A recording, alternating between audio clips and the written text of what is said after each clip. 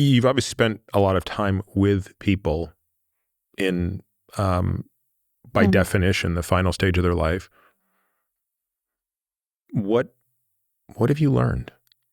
What have you learned that changes the way you live your life or the way you want to live your life? Well, I could say something. There's, again, huge, beautiful questions you asked, Peter. I mean, but one is, and maybe this is some relief for your audience. I think we all would love to, I think many of us would say we'd love to be fearless and love to go into our death unafraid, or live a life so conscious that we have no regrets. I would like to kind of and my patients have taught me to kind of undo those strangleholds a little bit. It's more the truth that I've learned from folks at the end is more like change your relationship to fear, your relationship to regret. The mark of living with no regrets, there may be something for you in that, but I'm not sure how, if you're being really honest with yourself, how possible that is. So it's not necessarily, the lesson has something to do with coming around to accepting everything that's in you, including the gnarly stuff like regret and fear and even suffering. Are there certain regrets that people have shared with you more often than others? Well, invariably, or I don't know about invariably, but they all, the common thread, depending sort of whether it's I regret working too much, or I regret, didn't spend this, I didn't tell my kids I love them. That's sort of the standard regret menu. What they all seem to have in common is they regret not letting themselves feel, or not letting themselves be true to what they actually felt. Something got in there, shame or something else, got wedged in themselves and separated themselves from themselves, or separated themselves from other people they love. And the regret has something to do about artificially or accidentally putting a wedge between you and anything. Like you could spend a lifetime running from fear, but I've watched a lot of people come around to, when they finally got the cue that fear was just a natural part of being in a body, like they became okay with fear. They took away that sort of secondary shaming of fear. And then fear became it was sort of right-sized to them, and it was defanged. I've seen that play out a lot. And the same with regret.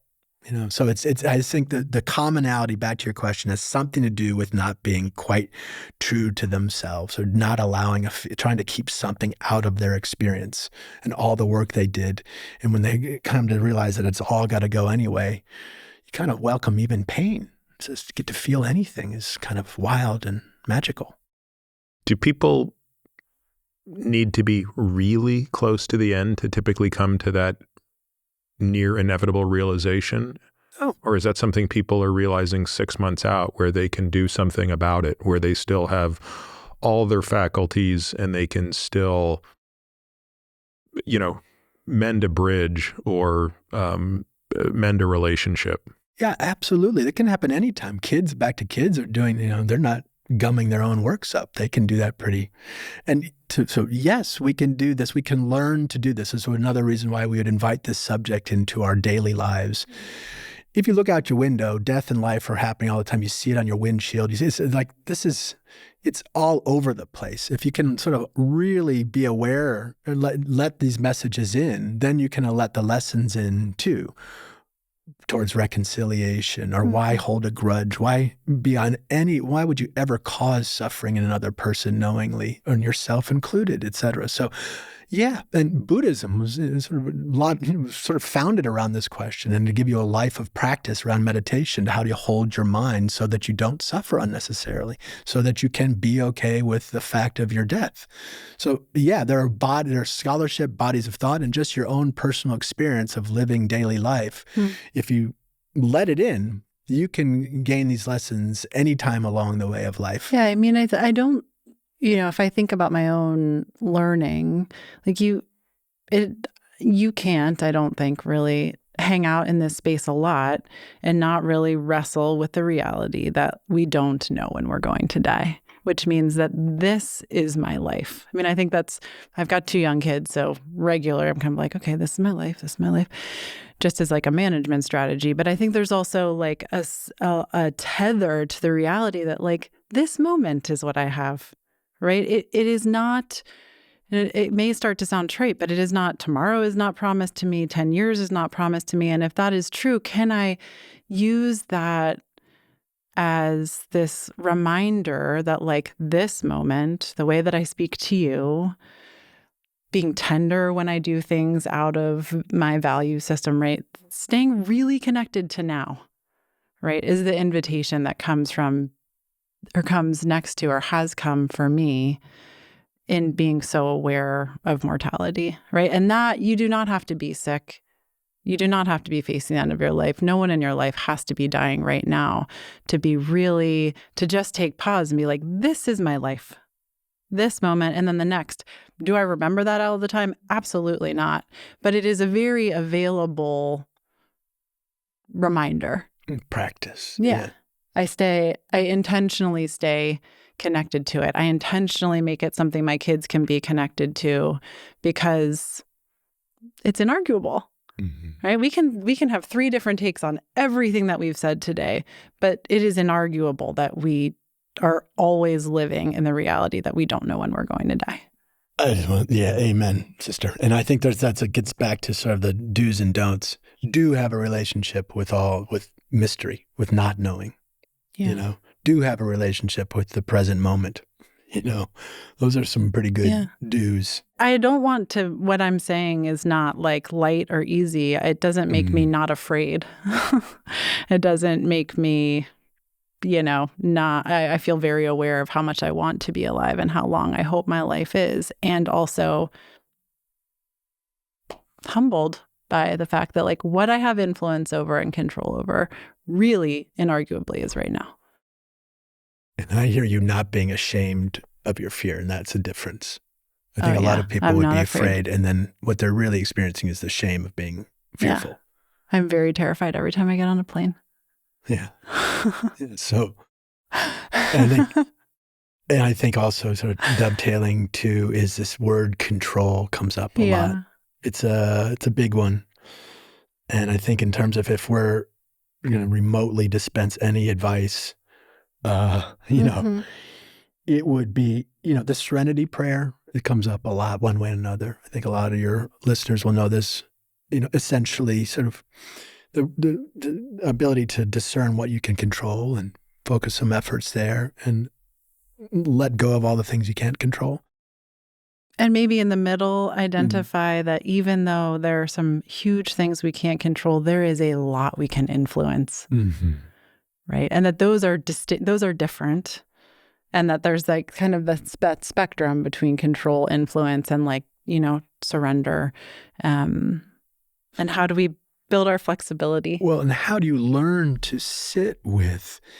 I think that message of the serenity prayer, often I hear people, myself included in the past, but some friends take that wisdom of that message and say, okay, I'm just going to focus my attention on what I can control. Sorry, send the mic. And then they have a lifetime of sort of focusing their line of sight in one direction. I think what we let go of is the other half of that message, which is not, don't give a shit about it because you can't control it. Like, learn, sit with all that you can't control. Practice not being in control. That will serve you very well as you head to your death. What about the role of forgiveness? How often do you encounter the dying who are wrestling with needing the forgiveness of someone or needing to forgive someone? It's a big theme. It's written about a fair amount. I love, the things to kind of focus on.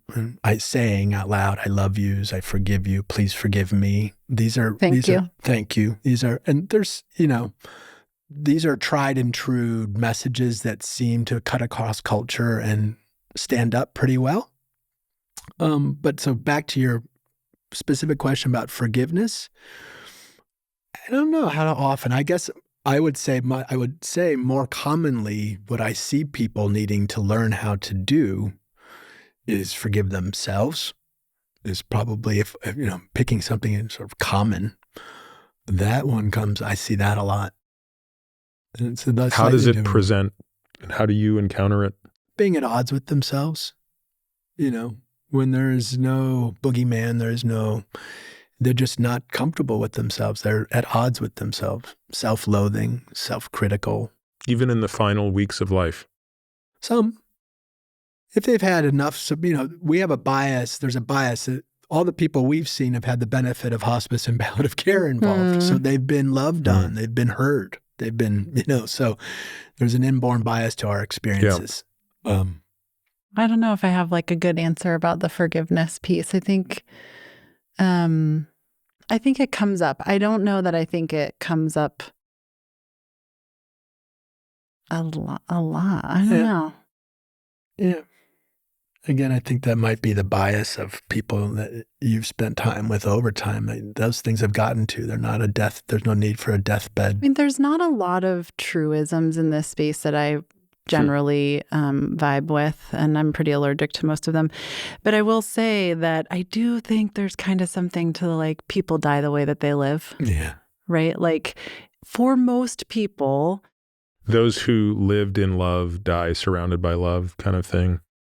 Yeah, that example. Or like if you had a lot of people around you, maybe there's going to be more people around you. If you were a person that dug into your life and really investigated your mind and you did that relationally and you shared your reflections, and like that's also more likely to happen when you're dying, right? So if there's an experience you would like to happen, if you're imagining into the future, you're like, I think dying in this way would be okay or more tolerable or nice or beautiful, start doing it now. Like you want to forget, like you're worried about forgiveness, like investigate that now, right? You want to feel more connected. How do you do that? You want to be in your body more. How do you do that? Right? Like that's the best way to get there at the end, is that you're building those muscles now. I mean, some people do 180s with a big diagnosis or the awareness that they're dying, but mostly we lean on the places that we have hyper-developed, right? Because they're comforting, because they're familiar in the face of this kind of vast thing. I mean, that might be the single most important insight of them all, which is we die how we lived, and we will, what's the expression? We rise to the level of our training. Something to that effect, right? In sports, we talk about that. Right? At fatigue, you rise to the level of your training. And so we will default to our regular strategies. The strategies that got us through life are probably the strategies that will get us through death. And so what we should all be doing is imagining the death we want and begin practicing that at life and make that our scaffolding today. I think it's about as good as advice as I could imagine, especially if you throw in the caveat that along the way, learn to deal with things when they don't go as planned, again. So so that you don't have this sense of failure at the end. I mean, one of the saddest things I think we see is people who feel like they're failing at dying. So I don't want to set it up as an accomplishment per se or an achievement per se, but your advice sounds really good to me. Right. Like we can't control for the outcome with certainty, but we can build the muscles and the capacities that are most likely going to help us land in that place. If you're a person who builds new coping skills or new ways of being in like high stress adversity, like you'll probably do that then. Right? Yeah. Sorry. We could just keep going on. But like you said, it feels like a throwaway line. When do we begin dying? I mean, you don't become a different person when you're dying. You're still going to be Peter. You're going to still be Bridget. I'm going to still be BJ. And that, so it has already begun. That active dying, we never finished answering that question. What goes in that? Like the final day or two when the body's really shutting down. So active dying has its own kind of frame, and we can revisit that any old time. But everything up to that is some form of living. So you can begin practicing this dying thing today. I'm Peter Attia. This podcast relies exclusively on premium subscribers for support, which allows us to provide all our content without taking a single penny from advertisers. I believe this keeps my content honest, making it a trusted resource for listeners like you. As a premium member, you'll get immediate access to our entire back catalog of AMA episodes and all future AMA episodes. You'll get longevity-focused premium articles packed with actionable insights. You'll get unrivaled show notes for each and every episode of The Drive, every topic, every study, every resource from each episode carefully curated for you. You'll get quarterly podcast summaries where you'll learn my biggest personal takeaways from the previous 90 days of expert guest episodes and much more. This journey doesn't have to be navigated alone. We can take these steps towards a better, longer life together. Become a premium member today at peterattiamd.com/subscribe to join me in a shared commitment to a healthier future.